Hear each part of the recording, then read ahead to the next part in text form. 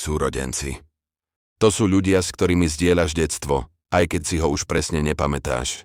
A dospelosť, aj keď ste v nej každý úplne inde. Niekedy ste si blízko, inokedy máte medzi sebou roky ticha. A predsa stačí jeden telefonát, jedna správa, jeden problém. A zrazu viete, že tam pre seba stále ste. Súrodenci nie sú povinnosť.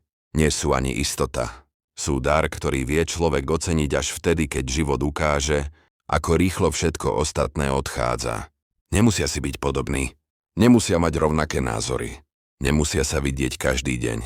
Ale mali by vedieť jedno, že sa môžu obrátiť jeden na druhého, keď to bude naozaj treba. Lebo súrodenci sú tí, ktorí poznali tvoju minulosť, sú svedkami tvojej prítomnosti a budú chýbať tak, ako nikto iný, keď raz odídu. A preto stojí za to ozvať sa, aj keď len krátkou správou, aj keď len na chvíľu. Nie preto, že musíme, ale preto, že raz môže byť neskoro. Súrodenci majú byť spolu, nie dokonale, ale úprimne.